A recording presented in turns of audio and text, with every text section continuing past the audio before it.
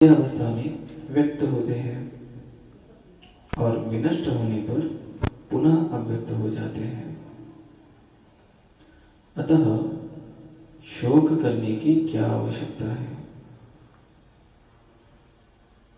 तात्पर्य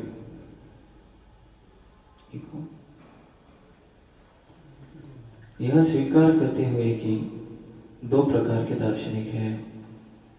एक तो वे जो आत्मा के अस्तित्व को मानते हैं और दूसरे वे जो आत्मा के अस्तित्व को नहीं मानते हैं। कहा जा सकता है कि किसी भी दशा में शोक करने का कोई कारण नहीं है। आत्मा के अस्तित्व को न मानने वाले को वेदांतवादी नास्तिक कहते हैं। यदि हम तर्क के लिए इस नास्तिकवादी सिद्धांत को मान भी ले तो भी शोक करने का कोई कारण नहीं है। आत्मा के पृथक अस्तित्व से भिन्न सारे भौतिक तत्व सृष्टि के पूर्व अदृश्य रहते हैं। इस अदृश्य रहने की सूक्ष्मावस्था से ही दृश्यावस्था आती है। जिस प्रकार आकाश से वायु उत्पन्न होती है, वायु से अग्नि, अग्नि से जल और जल से पृथ्वी उत्पन्न होती है, पृथ्वी से अनेक प्रकार के पदार्थ प्रकट होते हैं। यथा यह एक विशाल गगनचुंबी महल पृथ्वी से ही प्रकट है। जब इसे ध्वस्त किया जाता है तो वह अदृश्य हो जाता है और अंततः परमाणु रूप में बना रहता है। शक्ति संरक्षण का नियम बना रहता है, किंतु कालक्रम से वस्तुएं प्रकट तथा अप्रकट होती रहती है। अंतर इतना ही है, अतः प्रकट होने या अप्रकट होने पर शोक करने का कोई कारण नहीं है। यहाँ तक कि अप्रकट अवस्था में भी वस्तुएं समाप्त नहीं होती। प्रारंभिक तथा अंतिम दोनों अवस्थाओं में सारे तत्व अप्रकट रहते हैं, केवल मध्य में वो प्रकट होते हैं और इसी तरह इससे कोई वास्तविक अंतर नहीं पड़ता। यदि हम भगवद गीता के इस वैदिक निष्कर्ष को मानते हैं कि ये भौतिक शरीर कालक्रम में नाशवान है किंतु आत्मा शाश्वत है, तो हमें यह सदा स्मरण रखना होगा कि यह शरीर वस्त्र के समान है, अतः वस्त्र परिवर्तन होने पर शोक क्यों? शाश्वत आत्मा की तुलना में भौतिक शरीर का कोई यथार्थ अस्तित्व नहीं होता। यह स्वप्न के समान है। स्वप्न में हम आकाश में उड़ते हैं या राजा के भांति रथ पर आरूढ़ हो सकते हैं, किंतु जागने पर देखते हैं कि न तो हम आकाश में हैं और न तो रथ पर। वैदिक ज्ञान आत्म साक्षात्कार को भौतिक शरीर के अनस्तित्व के आधार पर प्रोत्साहन देता है। अतः चाहे हम आत्मा के अस्तित्व को माने या न माने, शरीर नाश के लिए शोक करने का कोई कारण नहीं है। हरे कृष्ण। तो आज का हमारा जो श्लोक है वह बहुत ही ज़्यादा सुंदर है। ठीक है, और इस श्लोक से बहुत ही हमें सुंदर सुंदर उपदेश प्राप्त होने वाले हैं। तो इसलिए कृपया करके इसे ध्यान से आप सुनने का प्रयास कीजिए। देखिए, भगवान जो है हमारे अर्जुन को समझा रहे हैं कि देखो अर्जुन, सारे जो प्रारंभ में अव्यक्त रहते हैं, मध्य अवस्था में व्यक्त होते हैं, अंत में फिर अव्यक्त हो जाते हैं, अतः शोक करने की आवश्यकता नहीं है।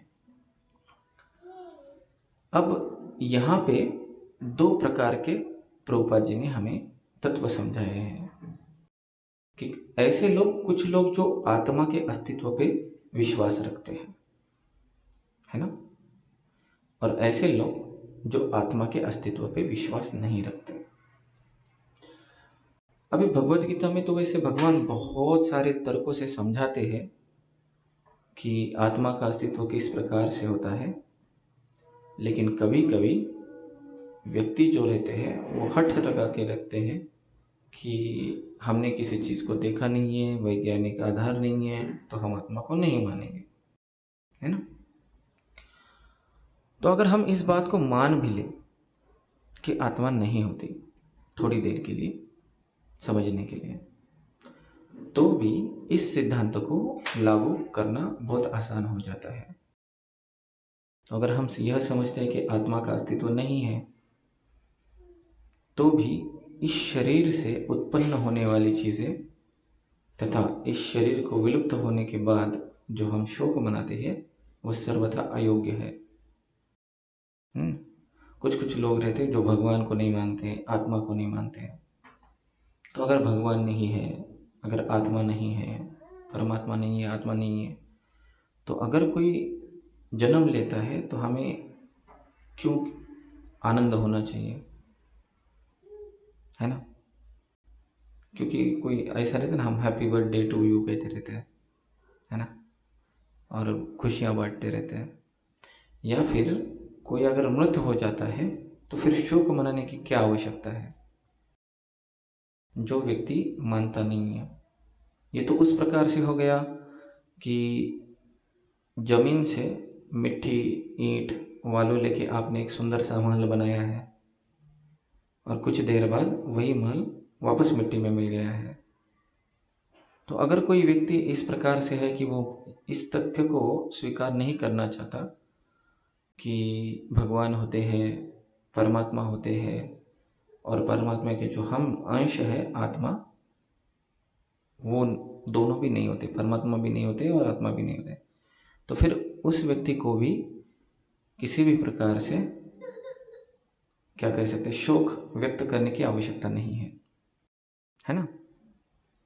तो कोई अगर शरीर छोड़ देता है तो ज़्यादा दुखी होने की आवश्यकता नहीं है, क्योंकि पंचतत्व से शरीर बना था, पंचतत्वों में विलीन हो गया। ठीक है। तो शक्ति का जो क्या कह सकते हैं, कंजर्वेशन ऑफ एनर्जी, है ना, इसको इंग्लिश में कहते हैं। शक्ति का क्या कह सकते हैं उसको,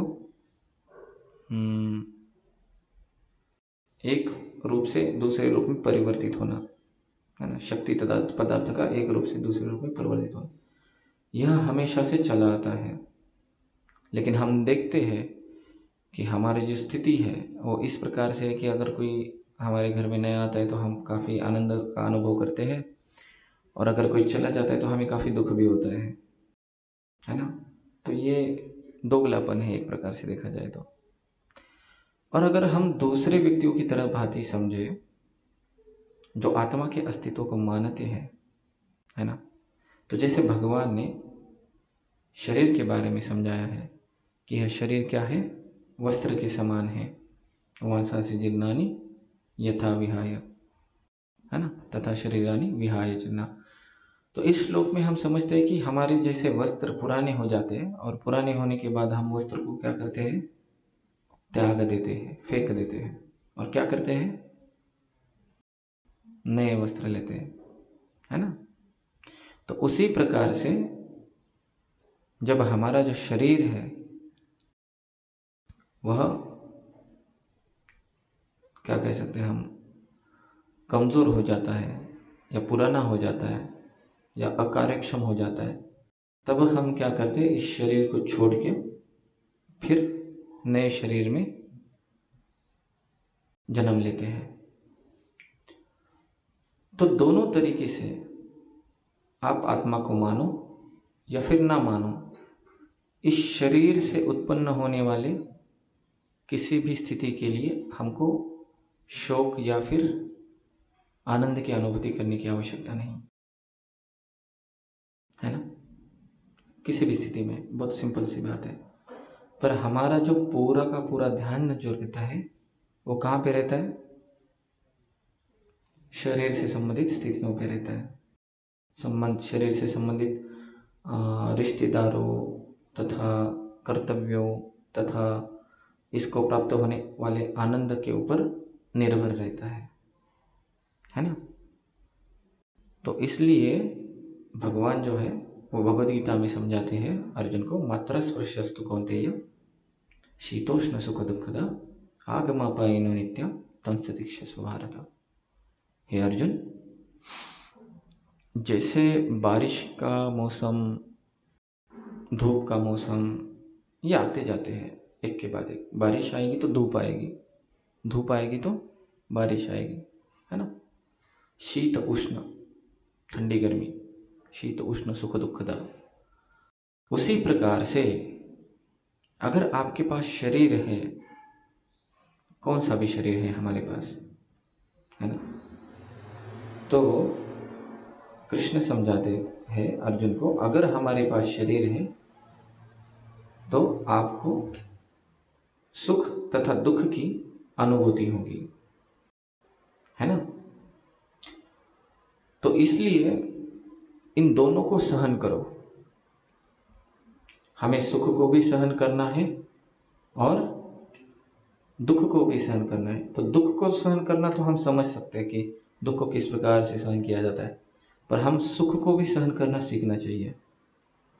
कभी कभी जीवन में भगवान की कृपा से सब चीज़ें सही होती है, लेकिन फिर आदमी उसमें भी भगवान को भूल जाता है। जब कठिन अवस्था होती है तब भगवान को याद करना बहुत मुश्किल हो जाता है, क्योंकि भगवान के सिवा दूसरा कोई मिलता ही नहीं है ना। लेकिन जीवन में सब कुछ अच्छा चल रहा है, सभी की सेहत सही है, कोई प्रॉब्लम नहीं है, फिर उस समय उतनी ही इंटेंसिटी से, उतनी ही तीव्रता से भगवान को याद करना बहुत मुश्किल हो जाता है कभी कभार। इसलिए भगवान कहते हैं अगर शरीर प्राप्त हुआ है तो सुख और दुख दोनों मिलेंगे आपको, और दोनों को सहन करना चाहिए।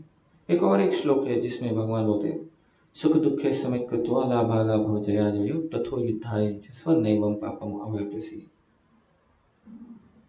मतलब सुख मिल रहा है या दुख मिल रहा है, लाभ मिल रहा है अलाभ मिल रहा है, विक्ट्री मिल रही है, लॉस हो रहा है, जय हो रहा है, पराजय हो रहा है, हाँ।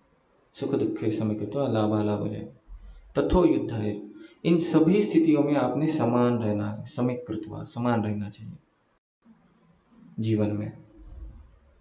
तथो युद्धाय युज्यस्व, सिर्फ आपको युद्ध करने के लिए कहा गया, इसलिए युद्ध करें। नैवं पाप, इससे आपको पाप नहीं लगेगा, है ना। ये बहुत महत्वपूर्ण हो जाता है। और ये हम कब कर सकते हैं, हमारा कैसा स्थिति होता है, जब बहुत दुख रहते हैं तब भगवान को याद रहेंगे, या कुछ कुछ लोग बहुत दुख होते हैं तो भगवान को कोसते हैं, है ना।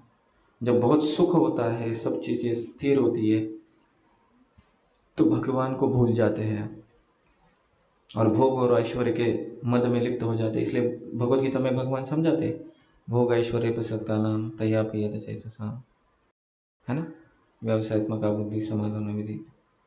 जो व्यक्ति भोग और ऐश्वर्य में लिप्त है उसको कठिन हो जाता है ना। अब यहाँ पे दोनों स्थितियाँ बताई है। अगर हम भगवान को, अगर हम माफ़ करना, अगर हम आत्मा को मानते हैं और अगर हम आत्मा को नहीं मानते, तो दोनों भी स्थितियों में शरीर से संबंधित किसी भी परिवर्तन के लिए हमने शोक नहीं मनाना चाहिए, क्योंकि यह नियम है, ठीक है। कौमारम जो भी है, कुमार से वृद्धावस्था में वगैरह जाएंगे। तो फिर प्रभुपाद जी समझाते हैं कि हमारा जीवन जो, अगर जो व्यक्ति आत्मा को समझता है तो उसके लिए ये भौतिक जगत किस तरह से है, स्वप्न के समान है ना। देखो कभी कभार हम स्वप्न में क्या करते हैं, हवा में उड़ते हैं, प्रभुपाद जी समझा रहे हैं, या फिर किसी सिंहासन पे बैठ जाते हैं। तो जब सुबह हो जाती है तो क्या करते हैं हम, ना हम हवा में रहते हैं, ना कोई सिंहासन रहता है, ना कोई रानी रहती है, ना कोई राजा रहता है, ना कोई सेवक रहता है ना। लेकिन स्वप्न में हमें काफ़ी आनंद आता है। तो कोई भी जो बुद्धिमान व्यक्ति है वह बार बार सपने में रहना चाहेगा क्या, क्योंकि वास्तविकता तो वो नहीं होती है, सही है। हम जो सपना देखते हैं वो सही होता है क्या, नहीं होता है, भले वो कितना भी मीठा क्यों ना हो, है ना। कभी कभी हमको सपने में हम खुद भी दिखते हैं, होता है ना ऐसा, तो चलता रहता है। उसी प्रकार से हम, यानी जो आत्मा है, कुछ समय के लिए शरीर में है अब हमें लगता है कि हम किसी के पति है, किसी की पत्नी है, कहीं के राजा है, कहीं के दास है, ये इतना इतना प्रॉपर्टी मेरा है और मैंने इतने इतने जीवन में अचीवमेंट किए, मेरे पास ये प्लान्स है, मैं ये करने वाला हूँ, आज मैंने इतने आनंद की अनुभूति की, अब मैं इस प्रकार से प्रोसीड करूँगा तो मेरे को इतना आनंद मिलेगा। ऐसे प्रयोजन वो करता रहता है हमारा दिमाग शरीर के अंदर, है ना। देखो, आप में से कितने लोग समंदर के किनारे गए हैं? बीच के ऊपर कितने लोग गए हैं? ठीक से हाथ खड़े कीजिए, है ना। समुंदर देखने गए होंगे, है ना, बहुत बढ़िया। तो देखा होगा कि जब समंदर का किनारा रहता है तो वहाँ पे ऐसे बहुत सारे बच्चे ऐसे पास में आके घर वगैरह बनाते हैं, है ना। दिवाली में कोकन साइड में बनाते हैं ज़्यादा, ऐसे किला विला बनाते हैं बच्चे लोग साथ में आके, है ना। हम बचपन में बनाते थे, ठीक है। तो क्या होता है, एक दिन एक पिताजी और बेटा सुबह सुबह छुट्टियां मनाने के लिए समुंदर के बीच के ऊपर चले जाते हैं। सुबह हो रही होती है, सूरज अभी अभी निकला होता है, बच्चा बड़ा जोश में रहता है, स्कूल बिल अभी ख़त्म हुआ है ना। आज का दिन छुट्टी का है तो आज मज़ा करेंगे, माइंड सेट ही वैसा रहता है बच्चों का, ठीक है। तो बच्चा चला जाता है, फिर देखता है समुंदर का किनारा, फिर सॉफ्ट सॉफ्ट उसकी रेती है, बोलता है ये समंदर, ये हवाएं और ये जो मिट्टी है वो मेरे लिए ही बनी है। और दूर दूर तक सब किनारे पे कोई नहीं दिख रहा है ना, बस मैं और एक जो भी है ना। तो हम दोनों ही हैं यहाँ पे। अभी बच्चों को खेलने के लिए क्या लगता है ना। तो फिर वो देखता है कि चलो यहाँ पे एक अच्छा जगह है तो यहाँ पे बैठ जाते हैं। तो फिर वो आजू बाजू से ऐसे छोटी छोटी मिट्टियाँ लाता है सामने, है ना। और पापा बैठे रहते हैं वहाँ पे आराम से, है ना, बच्चे को देख रहे होते हैं, है ना। और फिर चाहे से बच्चा से भागते भागते जाता है। फिर उसके आजू बाजू समंदर के किनारे कुछ क्या कह सकते हैं, शंख शिंपले, है ना, वो पड़े रहते हैं, उठा के लाता है। कुछ कुछ रंगी बिरंगी पत्थर रहते हैं, है ना, उनको उठा के लाता है। कुछ बड़े पत्थर, कुछ छोटे पत्थर। फिर वो क्या करता है, एक छोटा सा अपना घर बनाता है।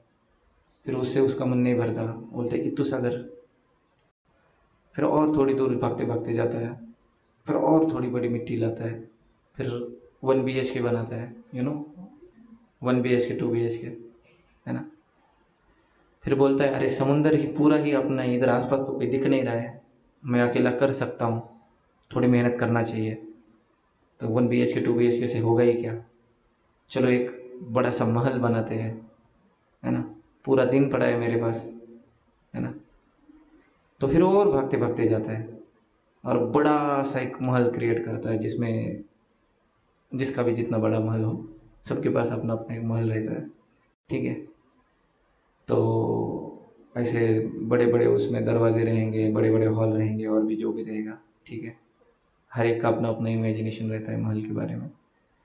फिर उसके बाजू में वो बगीचा बनाएगा, ठीक है। फिर वहाँ पे गाड़ी खड़ी करेंगे, पहले मारुति सुजुकी रहेगी, फिर बोलेंगे इससे क्या होता है, ये स्टेटस सिंबल नहीं है। फिर टाटा लाएंगे, फिर वही इंडिया मेड, है ना, रोल्स रॉयस चाहिए, है ना।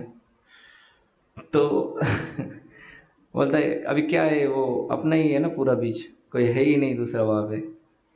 थोड़ा और इधर उधर भागेगा, 2 4 गाड़ियाँ खड़ी करेगा, फिर सोल्जर्स वगैरह लगाएगा वहाँ पे। हाइपोथेटिकल चल रहा है सब बच्चे के दिमाग में, है ना। और बहुत परिश्रम करके अलग अलग जगह से मिट्टी लाएगा, अलग अलग जगह से पानी लाएगा, समुद्र का पानी उठा के लाएगा, अलग अलग रंगी बिरंगी पत्थर उठा के लाएगा, बड़ा सा महल क्रिएट होता है, एकदम बड़ा सा, है ना। फिर उसके बाजू में ऐसे मतलब बगीचे बनाएगा, फिर वहाँ पे छोटे छोटे पेड़ लगाएगा, उसको बढ़ाएगा, ठीक है। और भी जो कुछ रहता है महल में अभी, जिसका जिस प्रकार से अंडरस्टैंडिंग है वो सारी चीज़ें वो मेहनत करके लगाएगा। तो ऐसे मेहनत करते करते और उसका पूरा ऐसा एकदम घर परफेक्ट वे से बनते बनते हो जाती है शाम। कुछ कुछ बच्चों का तो वो शाम होती है तब भी घर नहीं बनता है, ऐसे भी बच्चे रहते हैं। पर ठीक है, हम ऐसा समझ लेते कि बच्चा इंटेलिजेंट है, बहुत मेहनत की उसने दिन भर भागते भागते। ठीक है, मस्त घर बनाए एकदम, गाड़ी रखी, बगीचा बनाया, लॉन्स बनाए और ये वो और दो चार घर बनाए। ठीक है, अब आते पापा की एंट्री शाम को, है ना। बोलते बेटा चलो, है ना। बेटा क्या बोलते हैं, नहीं ये मेरा घर। पापा बोलते बेटा चलना पड़ेगा। बेटा नहीं नहीं नहीं नहीं, अभी अभी गाड़ी परचेस किया है मैंने, बैठा भी नहीं हूं अंदर, है ना। पापा नहीं बेटा चलना तो पड़ेगा तुमको। और बेटा ऐसा वो घर को ऐसा मिट्टी के घर को ऐसा पकड़ के बैठता है, मैं नहीं जाने वाला, ऐसा होता है ना। एक्चुअली वो बीच बीच में कभी कभी जो घर बनाते हैं ना, तो कभी कभी ना एक जोरदार लहर आती है, सब घर को स्मैश करके चली जाती है। और बेटा ऐसे लहर की तरफ, गुस्से की तरफ देखता है, आई लहर तो ऐसे कैसे आई मेरे पास, है ना। मैंने इतना कठिन साम्राज्य खड़ा किया था, पर तुमको देखता हूं कि तुम में कितना ताकत है। फिर से घर बनाता है वो, जीवन है, अब सॉरी पूरा दिन है ना। बना दिया घर उन्होंने। अब पापा क्या करते हैं, वो बच्चा तो हट नहीं रहा है ना, उठ नहीं रहा है, वहां से हिल नहीं रहा है। बच्चे की कोई इच्छा नहीं रहती, क्योंकि पूरा दिन भर उसने क्या किया होता है, परिश्रम किए होते हैं। किसके लिए परिश्रम किए होते हैं उसने, अपने घर के लिए। किसके लिए, क्या करता है बेटा दिन भर, खुद का ही तो घर बनाता है ना। किसी दूसरे का घर बनाता है क्या, जाके बाजू वाले बच्चे का घर बनाएगा, नहीं, ऐसे नहीं होता है। आपलं भलं आपण भलं आणि आपलं काम भलं, ऐसा होता है ना। तो हम भले और हमारा काम भला, जो भी करना है एकदम फोकस, बहुत फोकस रहता है बच्चा। तो शांत में लास्ट में तो पेरेंट्स, अभी बच्चा तो हिल नहीं रहा है, तो फिर भगवान मतलब जो, सॉरी माफ करना, जो पिता है वो सीधा उसको उठाते हैं लेके चले जाते हैं गाड़ी में डाल के, वो घर वैसे ही पड़ा रहता है। तो जब हम ये बात कर रहे थे तो बहुत सारे श्रोतागण से बैठे बैठे हंस रहे थे। कुछ याद आ रहा है क्या कुछ लग रहा है क्या आपको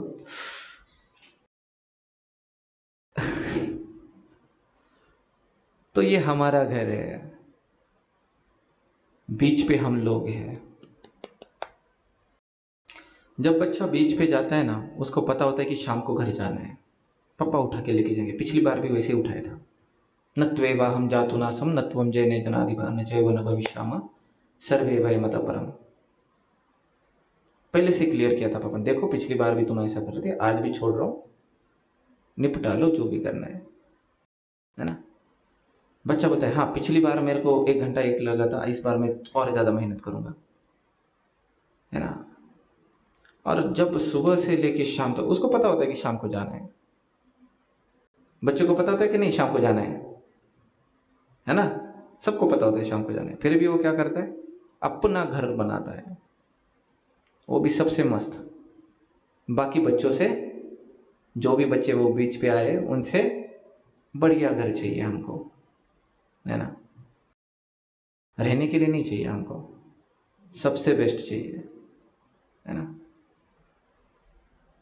तो हम भी हमारे जीवन में जब जन्म लेते तो रोज देखते कि एक को पिताजी उठा के लेके गए, किसी का घर बना, किसी का नहीं बना, किसी का बीच में से उठा के ले गए, होता है ना ऐसा। हम बोलते हैं हमारी शाम नहीं आई अभी तक, थोड़ा लेट आएगी और ना हम छोटा सा घर बनाते हैं, ना हम 1 BHK बनाते हैं, ना 2 BHK बनाते हैं। शुरुआत तो छोटे से घर से होती है, एक छोटी सी कुटिया हो, ऐसा होता है हमारा अंडरस्टैंडिंग, है ना शुरुआत में। फिर वो बनने के बाद लगता है ये क्या है, ये ऐसे थोड़ी होता है, ये अभी तो जीवन की शुरुआत हुई है। तो थोड़ा शिफ्ट हो जाते हैं, और थोड़ा परिश्रम करते हैं। तो जैसे प्रभुपाद जी बता रहे हैं इस तात्पर्य में, सपने में हम जिस प्रकार से आनंद की अनुभूति करते हैं, उसी प्रकार इस जीवन में हम आनंद की अनुभूति करते हैं, जो कि मिथ्या है, जो कि माया है, जो नहीं है। उस बच्चे को जब घर बनाता है वो बीच के ऊपर, उसको बहुत हैप्पीनेस मिलता है, पता है आपको, बहुत हैप्पीनेस मिलता है। उसको लगता है कि उसने क्या ही क्रिएट कर लिया। वैसे हमको भी लगता है कि हमने जीवन में क्या ही पा लिया। अच्छी बीवी मिल गई है, अच्छा पति मिल गया है, बाद में पत्नी और पति के साथ फ्री में प्रॉपर्टी मिल गया है। हमको कभी कभी ऐसा लगता है कि हमने क्या, हमारा नसीब कितना भारी है, हमको क्या मिल गया हमको पता नहीं, है ना। या फिर हम मेहनत करके अगर भगवान की दया से हमें कुछ मिलता भी है, तो हमको लगता है कि हमने कितना कर्तृत्व किया है, और 10 लोगों को बताते हैं हम, हमारे चिंटू ने ऐसा किया, पिंटू ने वैसा किया, हम ऐसे कठिन परिश्रमों में हमने ऐसी चीज़ें प्राप्त की। ऐसे रहते ना लोग, रहते ना ऐसे, क्या बोलते हैं उसको, कोई तो शब्द है अभी याद नहीं आ रहा है, बढ़ाई मारना, हाँ जो भी है। तो हम उस चीज़ों का बखान करते हैं जिसका वास्तव में कोई अर्थ नहीं होता, पर ये बच्चा मानने के लिए रेडी नहीं है। कब तक रेडी नहीं रहेगा? जब तक पिताजी उसको उठाएंगे नहीं। जब पिताजी ऐसा हाथ लगाते हैं ना शाम को, फिर समझ में आता है हमने दिन भर क्या किया है करके। होता है ऐसा कभी कभी, नियर डेथ एक्सपीरियंसेस, है ना। पूरा ऐसा जीवन के प्रिंसिपल ही बदल जाते हैं ऐसे, है ना, ऐसा होता है। तो इसलिए जैसे प्रभुपाद जी हमें समझा रहे हैं, जिस प्रकार से कभी कभी हम सपने में हवा में उड़ते हैं, या फिर कभी कभी सपने में हम राजा भी बनते हैं। अगर बन भी गए ऐसे राजा, यहाँ पे समझो प्राइम मिनिस्टर बन गए हम भारत के, जब हमारे 100 साल पूरे होंगे तो कहाँ रहेंगे हम?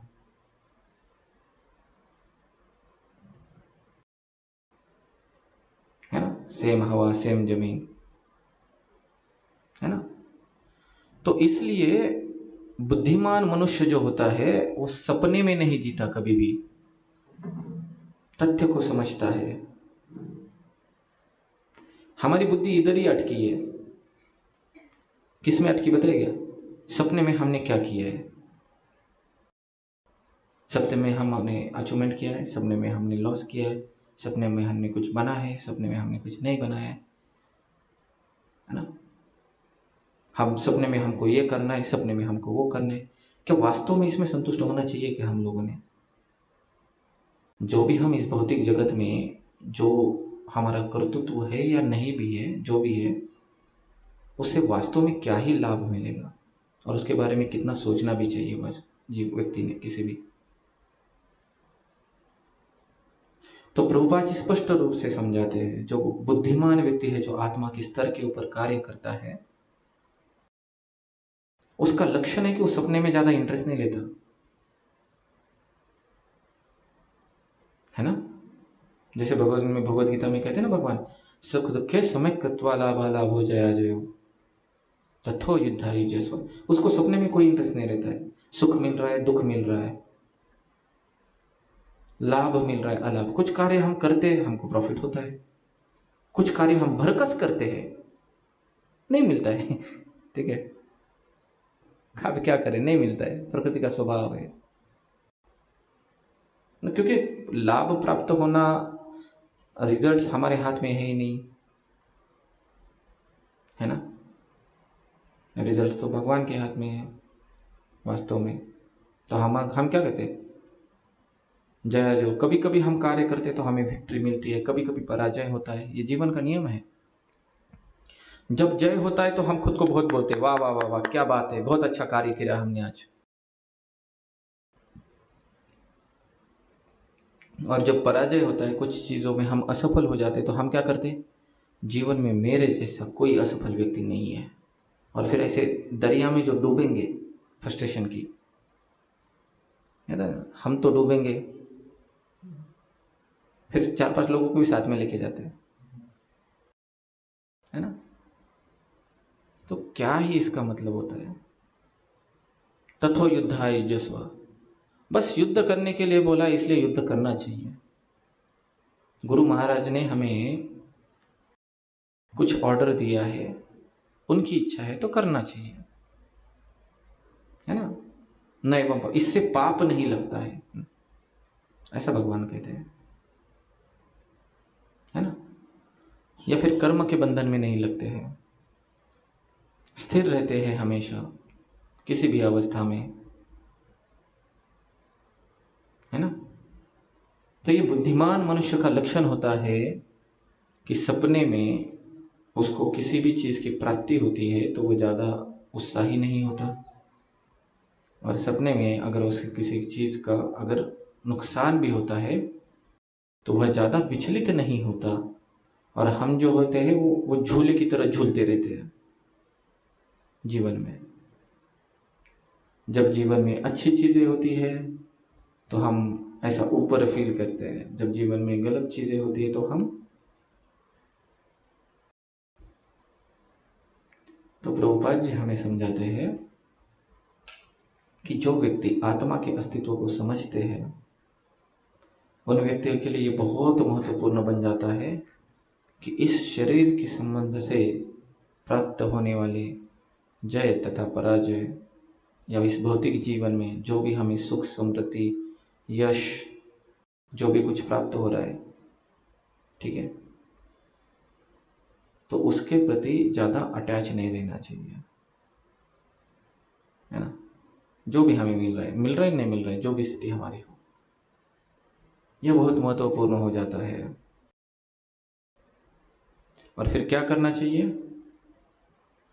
क्योंकि हमारा जो भी कार्य रहता है किसी उद्देश्य को देख के कार्य रहता है। बच्चे पढ़ाई क्यों करते हैं, मार्क्स लाना है। लोग जॉब क्यों करते हैं, पैसा कमाना है।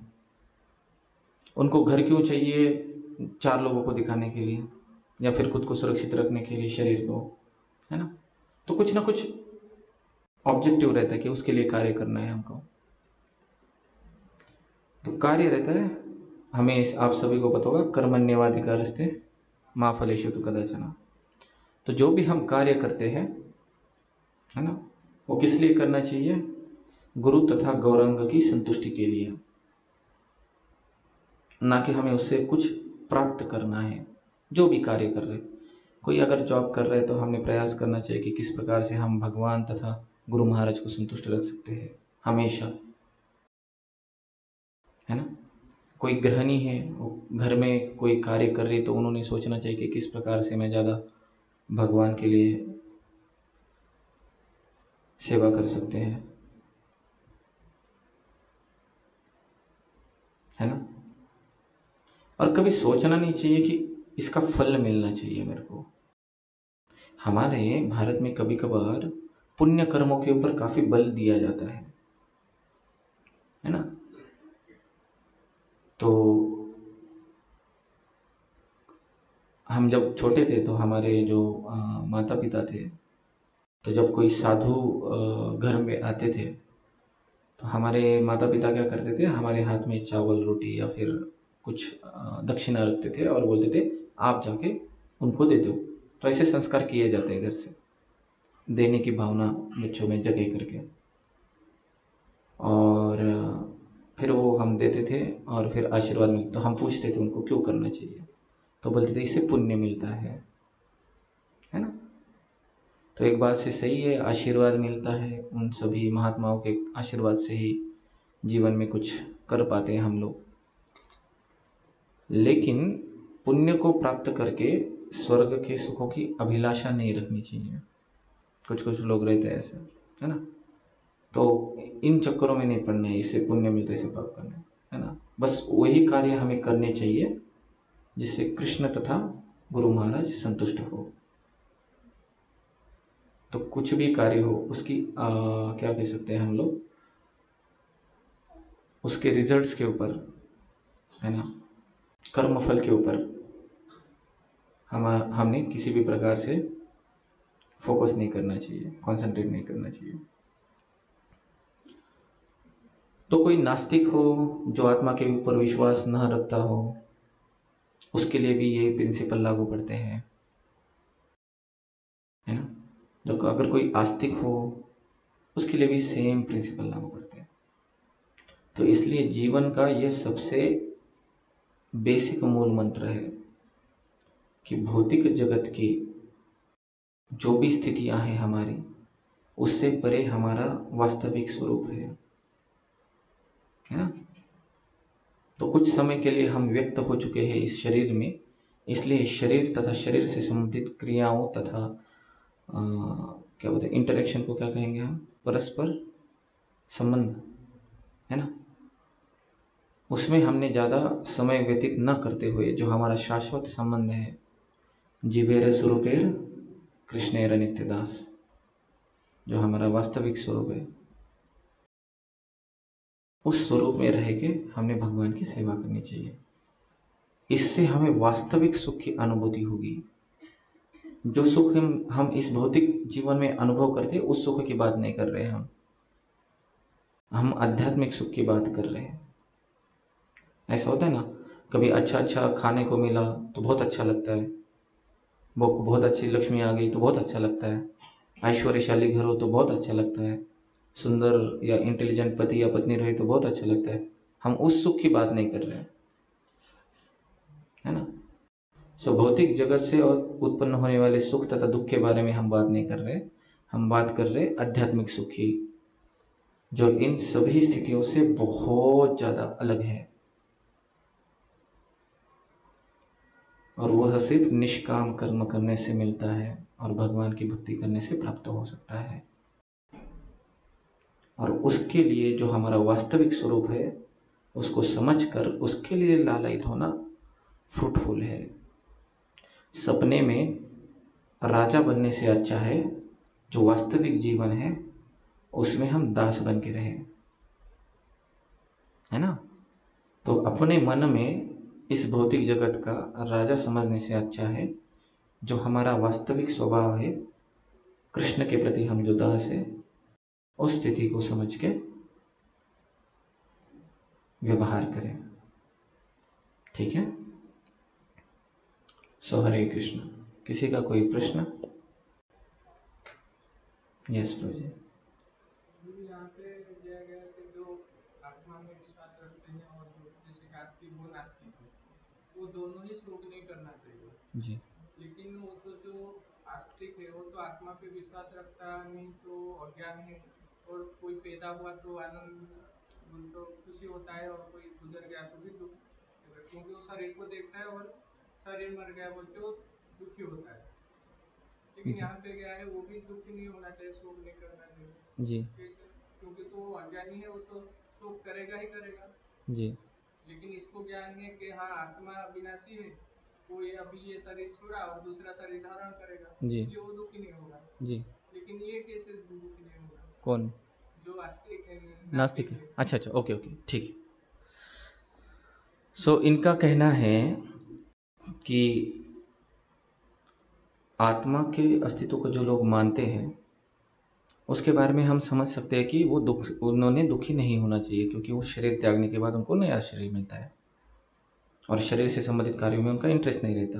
वो आत्मा के स्तर के ऊपर भगवान की सेवा करके आध्यात्मिक आनंद को प्राप्त करते हैं। तो उनका तो समझ में आ गया हमें। लेकिन जो आत्मा को मानते नहीं है, वो अज्ञानवश दुख भोगते, ये तो पहले आपने आंसर दे दिया। लेकिन जो नास्तिक है, जो मानते ही नहीं है शरीर के बारे में, तो उनको क्यों दुख होता है, ऐसा आपका क्वेश्चन है, या उनको कुछ दुख होना नहीं चाहिए, ऐसे ना? यहाँ पे जैसे कि उनको भी शोक नहीं करना चाहिए। अच्छा अच्छा, ओके। तो उनको क्यों शोक नहीं करना चाहिए? देखो, ये एक बौद्धिज्म फिलोसॉफी है, इसको फॉलो किया जाता है। निर्विशेषवाद या शून्यवाद कहते हैं इसको, है ना। ये बहुत प्रचलित धारणा है कि अगर हम शून्यवाद के बारे में डिस्कस करें तो उनका कैसा कहना है कि आत्मा वगैरह कुछ नहीं होता है, ठीक है। और ये जो शरीर है वो जब तक है तब तक है, शरीर खत्म होने के बाद कुछ भी नहीं है, शून्य है। शून्य से शरीर हुआ है और बाद में शून्य, उसके आगे कुछ नहीं है, पीछे कुछ नहीं है, कुछ नहीं है। ठीक है, उनका ऐसा मानना है। तो उन फिलोसॉफी शून्यवाद इस तरह से होती है कि अगर पहले कुछ नहीं था, शरीर से एक जमीन से एक शरीर उत्पन्न हुआ और फिर शरीर में ढो दिया, ठीक है ना, तो इसलिए उसके उस शरीर के कारण शोक नहीं मनाना चाहिए, क्योंकि वो जमीन से ही उत्पन्न हुआ था, तो थोड़ी देर के लिए उत्पन्न हुआ था और फिर बाद में शरीर जमीन में ही ढो गया। तो इस तत्व को समझ के शरीर के लिए शोक नहीं करना चाहिए। तो प्रभुपाद जी ने यहाँ पे बिल्डिंग का उदाहरण दिया है, ऊंचे ऊंचे बिल्डिंग का, स्काई कीपर का। जैसे कि अभी फॉर एग्जांपल यहाँ पे एक बड़ी सी बिल्डिंग बन रही है, तो किससे बन रही है वो? यहीं से मिट्टी उठा के खड़ा कर रहे हैं उसको। तो यही की मिट्टी है, सिर्फ मिट्टी को उठा के खड़ा कर लिया, अब उसी मिट्टी को निकाल के नीचे रख दिया, तो उसमें शोक किस बात का? तो इसमें हम आत्मा को नहीं ला रहे हैं पिक्चर में, हम बस मैटर को ला रहे हैं। मैटर मतलब पदार्थ को ला रहे हैं। तो पदार्थ के लिए मतलब, चलो आपको और अच्छे तरीके से समझाते हैं। बच्चों के खिलौने रहते, खिलौने, तो कुछ बच्चों के, छोटे छोटे बच्चों को खिलौने रहते कि अगर आपको 1 2 3 ऐसे सीरियल में लगाओगे तो गाड़ी बनेगी, फिर उसको तोड़ के अगर आप अलग तरीके से लगाओगे तो कोई कुत्ता बन जाएगा या बिल्ली बन जाएगी, फिर उसको तोड़ के अगर कुछ और बनाओगे तो घर बन जाएगा। ऐसे खिलौने देखे आप लोगों ने? तो कभी बच्चा क्या करता है, उसको ऐसे सीरियल से लगा के एक गाड़ी बनाता है ना, फिर हम बोलते हैं वाह वाह वाह बहुत अच्छे किया बच्चे, आपने गाड़ी बना ली। फिर बच्चा क्या करता है, तुरंत उसको तोड़ता है, फिर उसको बना के वो क्या बनाता है, घर बनाता है। हम बोलते हैं वाह वाह वाह क्या, ऐसे बोलते हैं ना हम, देखा है आपने सर? हमको कुछ दुख होता है कि उसने इतना बड़ा सा गाड़ी था, उसने तोड़ दिया, गाड़ी नष्ट हो गई, ख़त्म हो गई, नहीं ना। हम जब वो घर बनाते हैं छोटा सा, फिर थोड़ी देर बाद उसको उसको भी तोड़ देते हैं, फिर कोई एनिमल बनाएगा उससे, है ना। तो जो व्यक्ति आत्मा के ऊपर विश्वास नहीं रखते, उन्होंने इस तरह से शरीर के लिए शोक नहीं करना चाहिए, इस चीज़ को समझ के कि ये टेम्पररी है, मैटर आसपास साथ में आके कुछ बनता है, फिर बाद में मैटर डिजॉल्व हो जाता है, फिर बाद में मैटर साथ में आके बनता है। ठीक है, तो हम यहाँ पे रुकेंगे। हरे कृष्ण। आप सभी का धन्यवाद। हरे कृष्ण।